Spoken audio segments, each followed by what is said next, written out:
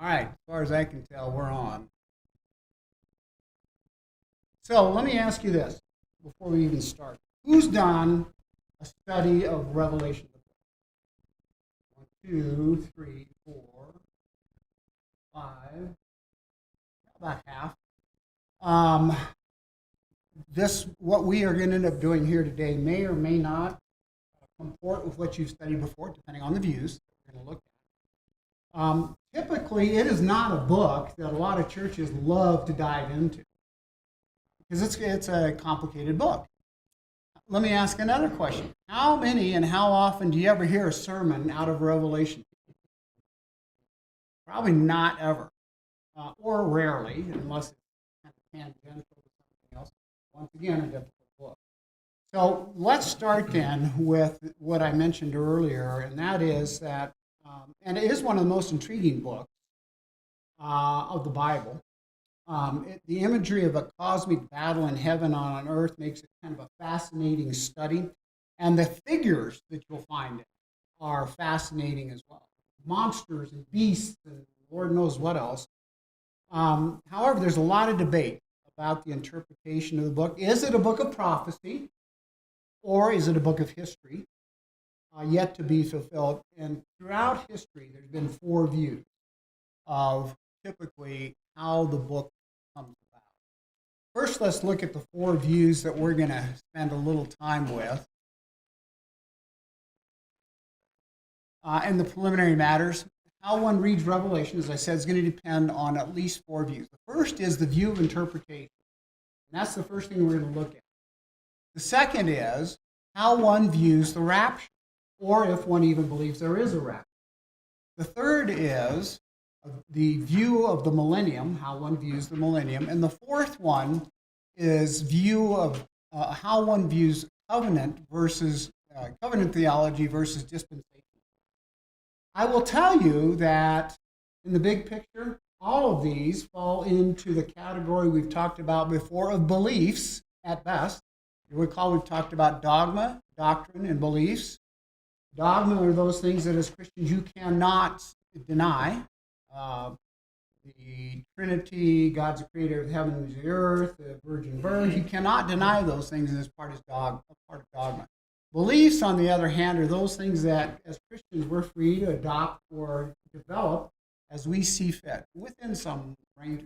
At best, these views are going to deal more with what I call your beliefs, not anything dogmatic. You will find some denominations that will be a little more dogmatic in terms of how they treat how you should deal with Revelation. But for the most part, it's all going to fall into belief.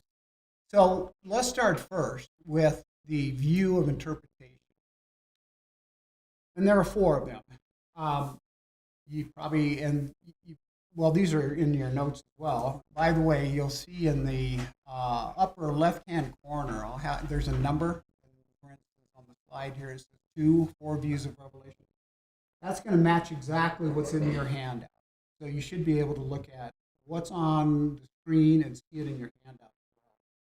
So the 4 views are these: preterism, historicism, idealism, and futurism. So let's talk a little bit about all of them. By the way, probably the most dominant over the century has been a futurist view. But there are other views. And I will make this point, I want to make this point implicit. You will find good, solid theologians in every one of these camps. I can't tell you that any one of these is right or wrong. I can tell you how we're going to approach it in the book, and as we study the book, but I can't tell you that any one of these are right or wrong. You'll find, as I said, theologians throughout history have said these are possible. Some of them are newer. The preterist view is the first one. And the preterist view, where the term comes from, is praeter, which in Latin means the past. And it teaches that the events recorded in the book of Revelation were largely fulfilled in AD 70 with the fall of Jerusalem.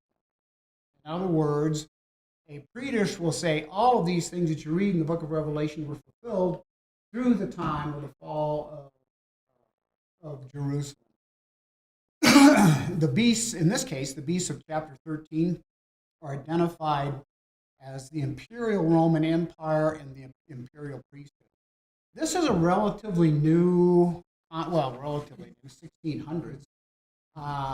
It didn't appear until 1614 when a Spanish Jesuit priest named Alcazar developed the main lines of thought.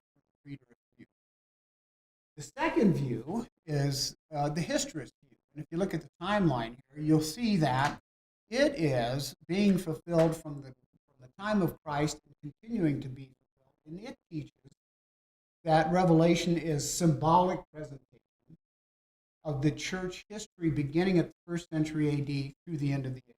In other words, Revelation starts with the crucifixion and it's continuing to this very day. And if you spend any time looking at it, they'll point to certain areas and relate that to what was going on in Revelation, one of which would be the Holocaust. The view, again, relatively new, not developed until about the 1200s, when Joaquin Flores claimed to have an Easter night vision that revealed God's plan for the age. And his view was that it started through the time of Christ and will continue. The idealist view is most common among what I call mainline denominations, Catholics, Methodists, Greek Orthodox, the Episcopal Church. The idealist view describes Revelation in symbolic. In other words, it says this is not prophecy, this is not history, this is all symbolism for the battle throughout the ages between good and evil, God and Satan. As such, it doesn't say it predicts any future view, and it doesn't say it records any past event. Rather, it sets what people view as timeless truths concerning the battle between good and evil. The most recent of the views was developed probably towards the end of the 19th century. But I do have to tell you, as early as the 3rd century, one of the early church fathers, Origen, and a prominent church father, Augustine, in 354, believed that the idealist view was the view. That's why you'll see the Catholic Church, the Methodist Church, most of the what I call mainline denominations follow. And finally, the futurist view teaches that Revelation prophesies events that are going to take place in the future. And they will hit specific events: rapture of the church, 7 years of tribulation, a millennial rule of Christ on earth, and there the beasts of chapter 13 and 17 are identified with the future Antichrist, who will appear at the last moment in world history. Now, there are variations on this view, and they're held by but it was held by the earliest church fathers, including Justin Martyr in 160, Irenaeus, Hippolytus. The important thing to notice about the earliest view and the futurist view that was dominant for up until the 12th century, it's important to note this about it. Irenaeus was a student of someone named Polycarp. Well, why would that be important? Polycarp was a disciple of the Apostle John, who wrote the book of Revelation. We'll deal with that in the author, but when we get to the section on the author, but most will tell you that was the Apostle John who wrote the book of Revelation. That means that by the time we get to Irenaeus, we're only 2 generations removed from the very source of the material. It's entirely possible that, well, Polycarp for sure, entirely possible that Irenaeus was also still alive during the time. John, who wrote the gospel? Or, sorry, I've always wondered. That's a good point, Bob, because when we get to the authorship, there was discussion about, was this really John the Apostle who wrote this? Typically what's called the Johnine corpus, which is a big fancy name for the writings of John, would have been the Gospel of John, 1st, 2nd, 3rd John. Timeline, roughly, most would put them at the timeline of the Gospel, probably 85, the latest of all Gospels, 85 AD. probably the writings of 1st, 2nd, 3rd John, his epistle writings, probably 90-ish AD, and finally Revelation, probably 95 AD. You'll notice something about this, and we'll talk more about it when we get into the introduction. We are 60 years removed from the time of the crucifixion when John does his writing. And that's why the Gospels are so different. If you read a synoptic Gospel and then went back and looked at the Gospel of John, you'd see, why are these so different? Synoptic Gospels being But sorry, but it I always thought I knew I have no reason to believe that wasn't true, but it just sort of seems like the way Yeah. Yeah. There have been others that have tried to make the case.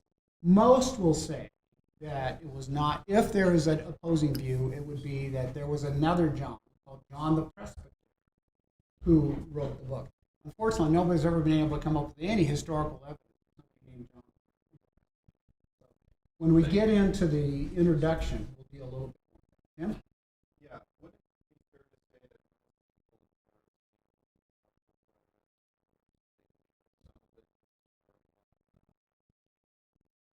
You know, I haven't found that differentiation, but I probably want there. Each one of these views will have a variation on the theme. There are some denominations that will take a pretty how they parse it. So the first of these four views is how you interpret. These are the four possibilities. When we get through the rest of the views, we're going to come back and we're going to set the tone for how we're going to approach it by selecting one of each of the ones that we're looking at. So let's go on to the second area of view, and that's how you view the rapture. And I should probably point out that there are those who believe there is no such thing as a rapture. There are those who, well, I'll just give you the views and you'll get a better feel for it. Prior to the 19th century, so prior to just a century ago, most believed that the rapture would occur at the end of tribulation. Okay? And there are going to be three views that we can look at. The first is something called a pre-tribulational view of the rapture. Let's see. Who brought Bible? Tim, do me a favor. Get ready for 1 Thessalonians 4:13 through 18. David, it'll be a while, but in fact, these are both going to come out of chapter 24 of Matthew, so you can do both of them. Chapter 24, verses 10 through 17. So if you want to just get to chapter 24, I'll remind you when we get there. And then there will also be chapter 24, verse 29 through 31. So first of all, let's talk about this pre-tribulational rapture. And you can see from the chart here that this postulates that sometime before the tribulation, sometime before the 7 years of tribulation that Daniel discusses. I should have mentioned, and I think I have before, we're going to go back and forth between the book of Daniel and the book of Revelation, because much of what you'll find in Revelation hinges directly on the last 6 chapters of Daniel. In fact, you will not find a 7-year period mentioned in the book of Revelation. You don't get that except from Daniel. Daniel's the one who's going to tell us that there will be a 7-year period. The book of Revelation doesn't discuss it at all. It talks simply about ellipsis or tribulation. It'll be the last 6 chapters. Virtually, for the most part, chapters 6 through 12 of Daniel are all futurist. They are all prophecy, and they all deal, for the most part, with eschatology. Eschatology is that fancy word that we've talked about before, which simply means the study of end time. Excuse me. So let's go back to the pre-tribulational view. A guy by the name of John Nelson Darby, a relatively important name in church development, developed the theory, as he also developed the theory of dispensationalism around the 1800s. He lived from 1800 to 1882. He was one of the prime movers in something called the Plymouth Brethren.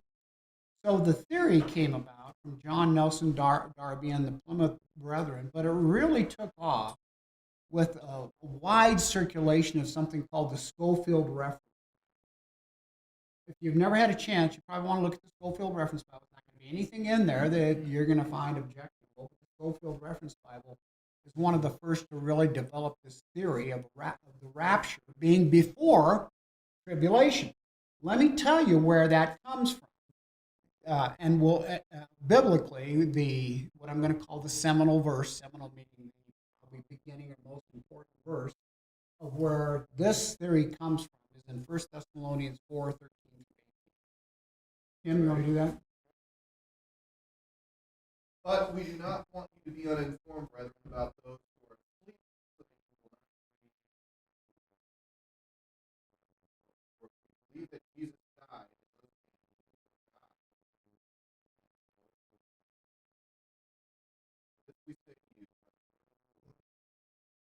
he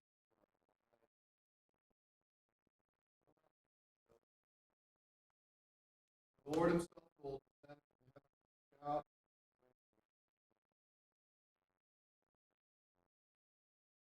each who are alive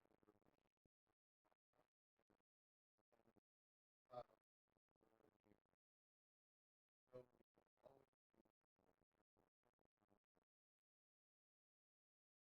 You'll notice a couple of words that Tim brought up. And here's probably the most important of all of them that he brought up just a second ago. Here's probably the most important of them. You'll notice he said, we will be caught up. Caught up in Greek is harpazo. But it's rendered in Latin when Jerome translated the Greek Bible into Latin around 400. He rendered it with the Latin term raptura, from which we get the term rapture. And the theory behind it is, before all of the tribulation events begin, the church, those who are believers, will be raptured, will be caught up to join Christ in the air. Probably some of you have either read or seen some of the Tim LaHaye series on the Left Behind series. That's what it deals with, for the most part, is what's called the rapture of the church. Tim? How did they get that? That's the issue. And most people, by the way, I'm going to give you citations for 3 different views. Proponents of all 3 different views will use the same citations to support their work. So that's exactly the point, Tim, is it, how do you say it happens before the tribulation or even after the tribulation? There isn't anything there that says this is, it doesn't say in there, does it? This is going to happen before tribulation. So it is a theory that was developed on how the rapture occurs. I have to tell you, there are those who believe there is no such thing as a rapture. So there's no way you can tie that, but that's the seminal verse that most pre-tribulational rapturists would. Now, let's go on to the second of these, mid-tribulation. Well, if we know what pre-tribulation is, what does mid-tribulation mean? Somewhere in the middle, right? Well, if we take it literally, and if Daniel's in the book of Daniel, Daniel says he's the one who develops 7 years. He will say after 3.5 years, such and such, 3.5 years, such and such. So mid-tribulation generally is thought to be the first 3.5 years. In the first 3.5 years of tribulation. Here, another good theologian by the name of Harold John Okenga developed the theory in, I'll call it 1905. Well, he lived 1905 to 1985, somewhere in the 1900s. He was a congregational minister and served for years at Park Street Church. So, I guess, yeah, he probably was. Maybe we have a patron saint somewhere, I think so. In Boston, Massachusetts. He also helped found a couple of major theological schools, Fuller Theological Seminary, Gordon Cornwell Theological Seminary, and he also was a prime mover in something called the National Association of Evangelicals. If you were to ask me today about each of those three, I would put them more to the left side of evangelical movement today, more liberal, I think, than most. Okanga developed his theory based on the repeated mention of 3.5 years that we get in Daniel chapter 7, 9, 12, and also in Revelation 11 through 12. Although again, in Revelation, it's not going to say 3.5 years, it's going to describe what happened. Probably, excuse me, the best seminal verse for what I call mid-tribulation is in Matthew 24, verses 10 through 17. And before David reads that, you need to recognize chapter 24 is a critical chapter in, again, what's called eschatology. Chapter 24 of Matthew, you also find it in Mark, somewhat in Luke, but certainly the most developed of the three writers is going to be Matthew. That's something called the Olivet Discourse. In the Olivet Discourse, Jesus Christ himself says what's going to happen in end time. So Jesus is going to say, and his apostles are going to say, when Jesus says, eventually no stone will be left standing in the temple, the apostles are going to say, well, when is all this stuff going to happen? In chapter 24 and 25 of Matthew, the Olivet Discourse. The reason it's called that is because he's talking to them about the Mount of Olives. If you've ever been to Israel, if you're sitting on the Mount of Olives, you're looking right down on the Temple Mount. You're looking at Jerusalem and the temple and the Eastern Gate. So he's talking to them on the Mount of Olives, in something termed the Olivet Discourse, likely the Tuesday before his crucifixion. Here's what most mid-tribulational adherents will say is the seminal verse. David, would you read Matthew 24, 10 through 17?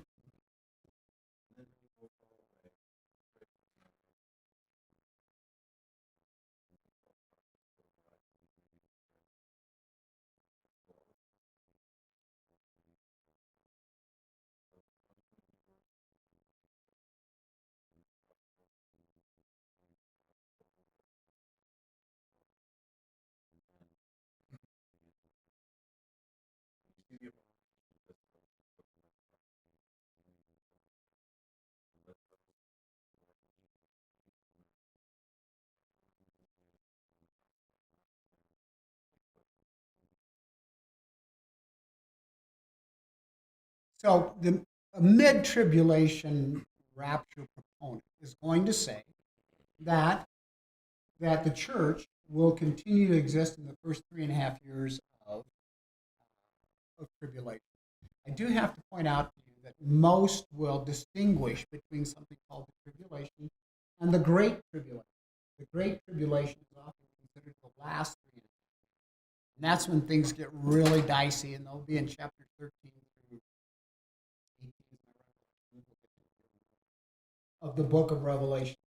The point would be that Jesus is going to come, he's going to take his church before the going really gets tough. They're going to experience the first 3.5 years of tribulation, but then the Lord is going to come and take his church away for the Great Tribulation. Tim?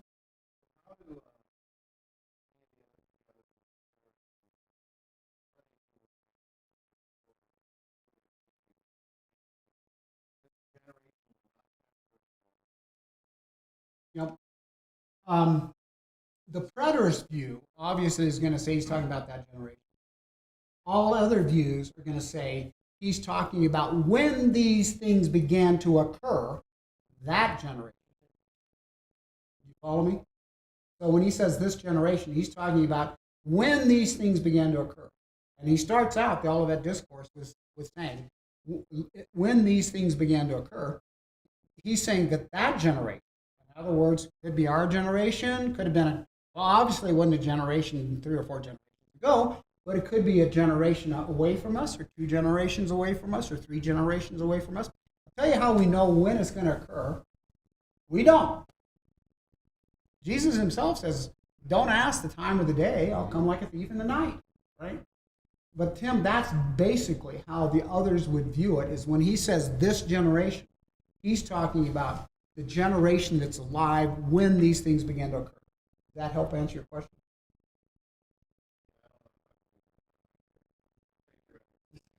Yeah. Yeah. Well, and remember, we started this whole class saying this is a matter of belief. So whether you believe it or not really doesn't make any difference to me. I don't know what Well, one thing about beliefs is they are yours. Nobody can say you're wrong. They're the way you believe, right? So let's deal with the last of these, post-tribulation. And I have to tell you here, that's probably it is the historical view, is that rapture will indeed occur, but it's not going to occur until after tribulation and before the millennial period. And here we also have a kind of a seminal couple of verses for it. David, would you look at Matthew 24, 29 through 31?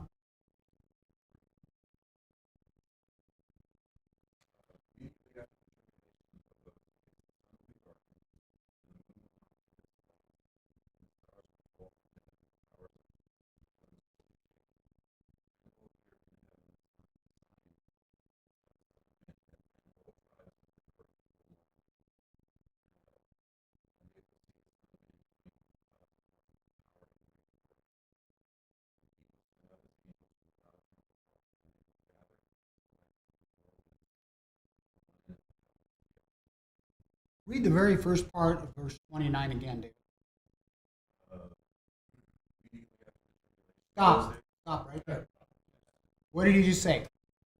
Immediately after this tribulation. So you can understand where that, to me, probably the most rational choice of the three choices is going to be post-tribulation, based on what Jesus says in Matthew. He says, after the tribulation, this will occur. Notice that? Now, I also have to point out that was the dominant theme up to about the 19th century, and was the dominant theme by a number of very good theologians over the years. John Wesley, George Whitefield, Martin Luther. Probably more recent would be Pat Robertson, 700 Club fame. So it is not kind of an out there concept. None of these are what I would call out there concepts. All of these certainly have proponents and those who are detractors. Again, if we took a kind of a view of everyone in this room, we'd probably end up with any one of the three of those, and maybe some variation on any one of those things. Now let's look. Yes. Yep. And then I would probably, in terms of, and it's in many cases it's still the dominant view, which would be post-tribulation. But if you looked at it historically, it would be post-tribulation first. The next theory that would have been developed would have been John Nelson Darby's around the 19th century. The final one would have been more of a mid-tribulation view. Assuming mid-trib, post, what would God let his people? Well, there's some discussion on that as well. And what you'll see is it will say that God will protect his people. So there are those who believe that if the church goes through tribulation, that God is going to protect his elect, even though they're going through the process. Does that make sense? Let's look at the last view. Actually, not the last. Last of the better known views, which is millennialism. And probably the place to start here. Let's see, let me get somebody. Lynn, did you bring your Bible? Is it an authorized version of something? It's the Tom version. Oh, in that case, go to Revelation chapter 20, and we're going to look at verses 1 through 5. While you're getting there, I'm going to do kind of the setup for us. There are four views of the millennium, and they are, which you see here, post-tribulational but premillennial. So what does that mean? Well, we just got through talking about the rapture of the church. The view of the millennium would be that it happens after the rapture of the church, after tribulation, and then begins the 1,000-year period. And then finally the second coming. I'm sorry, that's post-tribulation. Pre-tribulational, the kind of pink one, is the church is raptured. Then we have the 7 years of tribulation. Then we have the second coming, followed by the millennial reign, and then eternity. And then finally, post-millenarianism, which is you go through everything, and including tribulation, and then the millennial view begins, and then Christ comes after that. And finally, amillennialism says there's no such thing as a 1,000-year reign, that it is a image that's presented to give us a long period of time. Those are the four views, but let me tell you where the basis or the seminal verses come from. Read chapter 20, verses 1 through 5. And I saw an angel coming down out of heaven, having keys and holding his hand in his hand.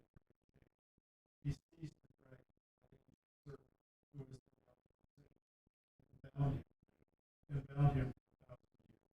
He threw him into the abyss, and locked and sealed it over him, to keep him from deceiving nations any more until 1,000 years.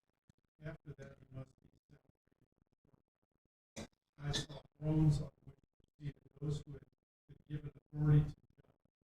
And I saw the souls of those who had been beheaded for their testimony about Jesus, and because of the word of God. They had not worshipped the beast or its image, and had not received the mark of the forehead. They came to life and reigned with Christ. The rest of the dead did not come to life until 1,000 years were ended. This is the first. How many times do you hear the word 1,000 years? Four. Four different times. And we've made this point before, both in Hebrew and in Greek, more in Hebrew than in Greek. Hebrew and in Greek, repetition is done for emphasis. You hear 1,000 years, 4 different times in 5 different verses. What does that tell you? It's important. It's done for emphasis. I will tell you that it is not uncommon to have periods of time represent an image. For instance, 40 years is often represented as a long period of time. 1,000 can also be, in this particular case, the fact that it's repeated 4 times, and in Greek it's done specifically a 1,000-year period. That is pretty tough to deny that there has to be some type of 1,000 years. Now, when is that 1,000-year period? Again, is going to be how you view things. Yeah.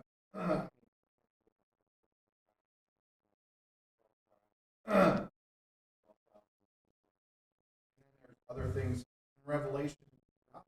There's a lot of symbolic representation. And we know that even, isn't it in the Old Testament, 1,000 years? So how do we know that this 1,000 is literal, the rest of the Revelation is not? Why are we picking and choosing one passage that for sure means? I know that's kind of That's right. But it's a good question. And there's typically 3 indicators. Well, 2 indicators. Let me give you probably one of the best examples. Those who say in Genesis, that the 7-day period represents 7 long, first day represents a long period of time, second day, long period of time, long period of time. In Genesis, and especially in Hebrew, 2 things happen. One is if there's an ordinal attached to it. In other words, the first, or the second, or the third. It normally takes the definition that we would normally define. So the first day ends the first day. The second thing is it's given the introductory of the, so it talks about the specific day. So typically there, an ordinal, meaning first, and the, indicating this day, indicates it is a specific time and a specific place. The rest of them, in many cases, 40 years, you could probably make a pretty good case in Exodus and Numbers that the 40 years wasn't an actual 40-year period of time, because now we can go back and archaeologically set when that 40-year period of time began and ended. So there you can.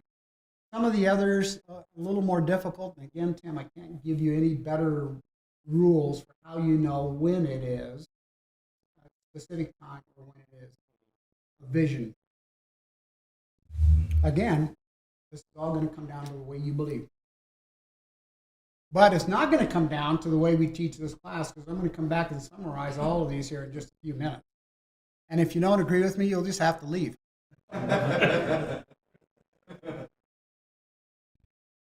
All right, the last of these views, and probably to my way of thinking the least important of them, is something called dispensationalism versus covenantalism.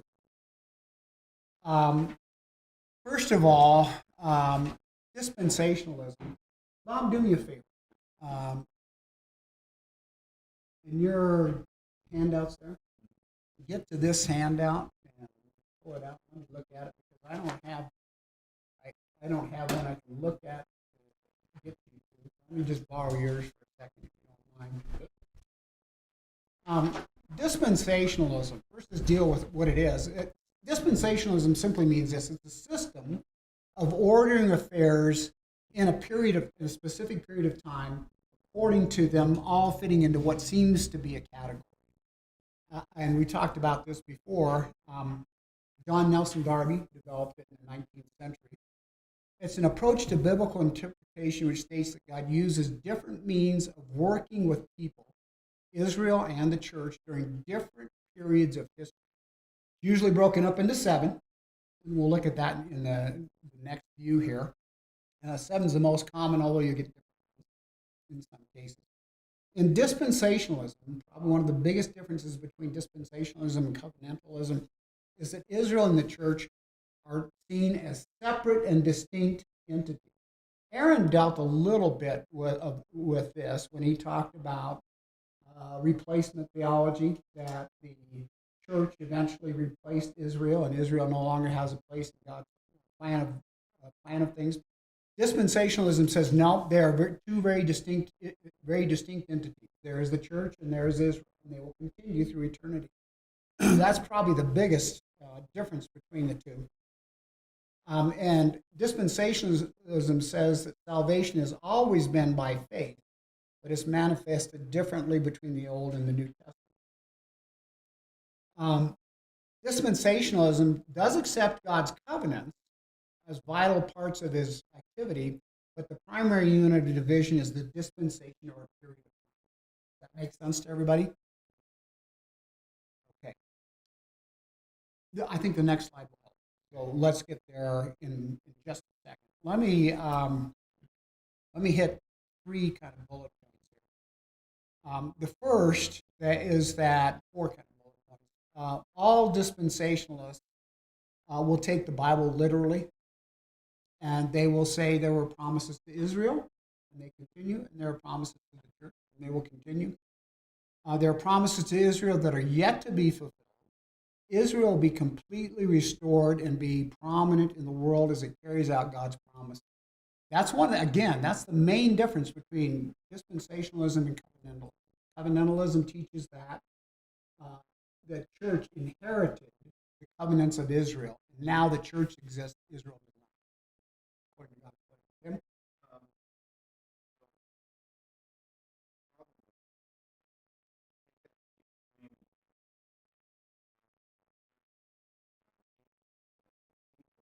Through the first covenant, they don't even need.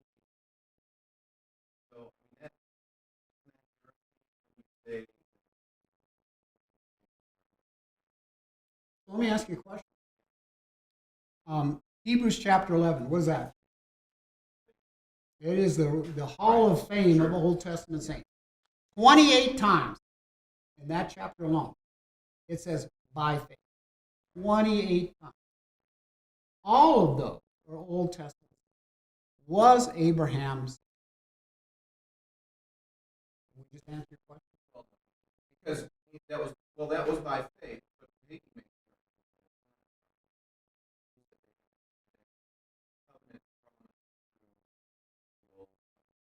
Which they do.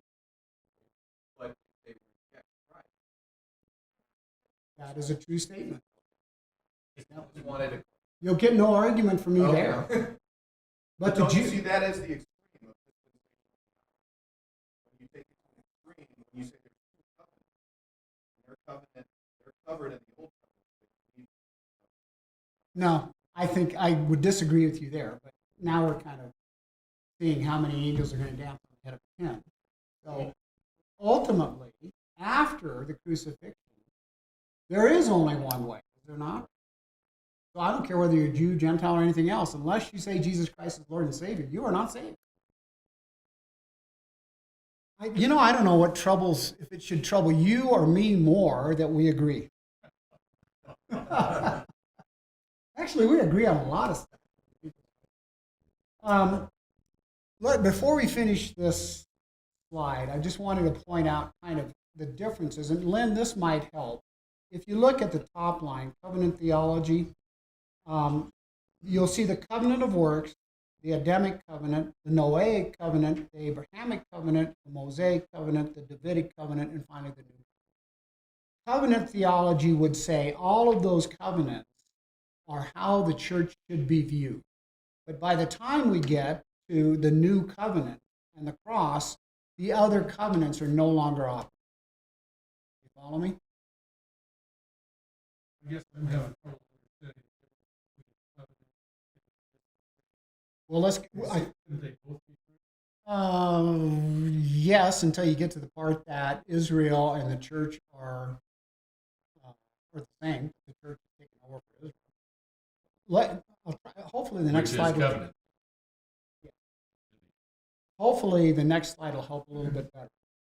But if you look at the slide below this, you'll find the dispensations, and they are dispensation of innocence, conscience, human government, promise, law, grace, kingdom. Typically, there are 7 of them. But the bottom part is what I want you to notice most of all. Covenant theology believes there's no distinction between Israel and the church. Old Testament promises to Israel now belong to the church. Covenant theology. These have been spiritualized or allegorized and belong to the church spiritually. The church is the kingdom, therefore there will be no tribulation or 100 or 1,000-year kingdom in covenant theology. God is through with Israel as a nation. That is very different from what we're going to see in dispensational theology. So, a period of time, an ordering of affairs, and you'll see it here in just a second. Let's get to the next slide. I think it'll make a little more sense to you. Need it. Yeah, I probably should, Bob. Next time I'll bring one up. Thank you, sir. Go to the next slide, Lynn, and it might help us a little. This is what I call classical dispensationalism.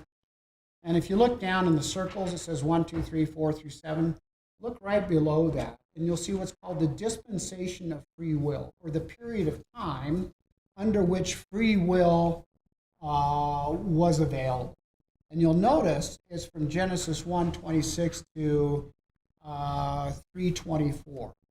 It is what dispensationalists would say was the period, or I guess probably the best way to say it is the period of free will, the ability to choose, including the ability to choose to disobey. God's judgment was death and separation, and God's grace was to continue as a covering for shame. If you go to Genesis 3:24, I'm relatively certain that's when Adam and Eve say, "Oh my God, we're naked." Up until that point, they had no concept of what naked was. They had no concept of what any of these things were. So this would have been the dispensation of free will. The dispensation of free will ended, according to dispensationalism, when that discovery was made. That took us to the next dispensation, which is the dispensation of conscience, which was Genesis 3:7 through 8:22. 8:22 is probably, I want to say Noah, but I can't swear to that. And that's when man became made aware of knowledge of good and evil, thought evil continually. God's judgment was destruction, and his grace was Noah's ark. So that period of time, that dispensation, that period of time would have ended with the flood. Okay? Now let's go to the third period of time, the period of governance, or the period of government, commission to govern. You'll notice Genesis 9:1 through 11:32. The authority to persecute and to scatter. Man's failure was they continue to exalt man. We'll soon get to Nimrod and the Tower of Babel. God's judgment was language confusion at Babel, and people were scattered. You could take the third period of time as being from the period of the flood to the period of the time of Babel. Then the period of promise. The period of promise. If I were to say to you, tell me what you would say was the most important period of promise, and the most, I guess I call it the most important promise made in the Old Testament, what would that be? Genesis 12:1 through 3. That's called the Abrahamic Covenant. The Abrahamic Covenant, and it is the promise of future generations. It is the royal grant. It is, this will happen. So the period of promise is going to end roughly in Exodus 18 before we begin the period of law. The period of law is going to continue from Exodus 19. What happens in Exodus 19 and 20? Exodus 20 gets the 10 Commandments, and throughout the rest of the Old Testament, we're going to get the next 613 commandments, promises, requirements of the Old Testament, all the way through the period of John. And that is going to end the period of, or the dispensation of law. So now, Lynn, are you getting the concept of what the dispensation is? It's a tough concept, but it's basically, this is a block of what occurs during this period. Okay? Of all of the things that we just talked about, probably the most important, and by the way, the most important of everything we've just discussed here, the least important is probably whether you're a dispensationalist or a covenantalist, with the exception of how you regard Israel. Now, let me ask you this. Why did we go through all of these different views?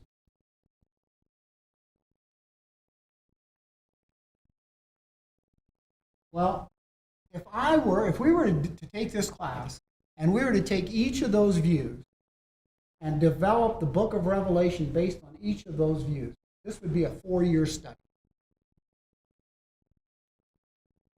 So the reason I brought these up is you need to be aware of them, but you also need to be aware of how we're going to approach this book. Eileen, do me a favor on that first slide. Go down to the very bottom of it, and you'll see kind of 4 little dots, and it says generally. Read that for me, will you?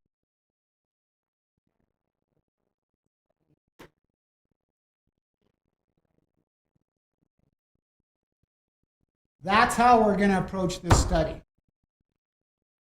In other words, we're going to say it is pre-tribulational. We're going to teach that there is a rapture that occurs, and we're going to teach dispensation. That's how the class is going to proceed. I will try to. I'm sorry? Showing your card. No, I'm telling you. Yeah, that's right. And I'll tell you why. If we don't establish the platform that we're working from, we will chase rabbits ad infinitum throughout the rest of this class. And there won't be a single verse that somebody isn't going to challenge based on one of the other views. So if we don't set the standard, if we don't set the platform, for why we're studying it this way, we'll be here forever. Okay? Now, I will tell you, frankly, that one of the reasons that I believe this is the right view, I believe it's the right view for a number of reasons. Well, let me give you my biggest reason for being a believer in the rapture prior to tribulation. It's completely selfish. I don't want to be here when it happens. That's not a good reason. It's not about us. I just told you it's purely selfish, Tim. I don't want to be here when it happens. I also believe that it is biblical, that is probably the right view, but I'm not going to argue with anybody that says, no, it's a mid-tribulation or it's post-tribulation. I'm not going to argue with anybody that says what the different millennial views are. I'm not going to argue with anybody that says covenantalism versus dispensationalism. I'm not going to argue with them, and the reality is because it's not dogma, it's not doctrine, it's belief. Right? So now you know how we're going to approach it. Don't hesitate to ask questions about other things, but I'm going to bring it up very short if we start running down a rabbit hole. See you guys. They're gonna go find someone to teach this from us. Covenantal perspective. Let's go find somebody who knows what they're talking about, right? We're off to a post-tribulation, but All right. So, wow, we did that just about right. Questions, comments? There's a whole lot to deal with here, so I suggest you go back through the first 4, 5, 6 slides, spend a little bit more time with it. And again, I'm not. If you tell me you are a believer in a post-tribulation rapture, you're not going to get any argument. But when we approach this book, we're going to approach it just the way we said. Okay? honestly, never really got my head hurts more. Is that going to be the experience of that? I mean, just or is that going to ease as we go? I mean, it's this is the complication that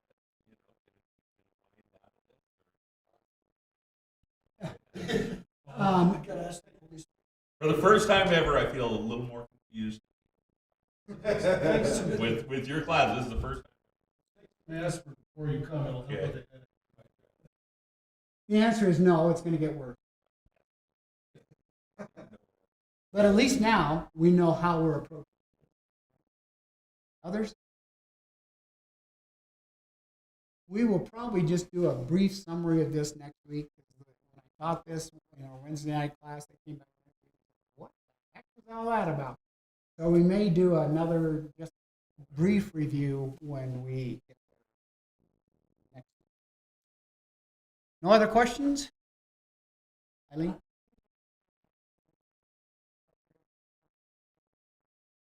Oh, yes, thank you. I actually told Lynn a wrong number, but you were good. $17. The colored copies I did was 15, but then when I went ahead and did the others, the total $17. So if you got $17, want to take copies, I would appreciate it. Thanks, Eileen. Good job. I'll tell Deborah that you did her job today. Don't forget, buddy, you spent money on this stuff. Any others? Pardon?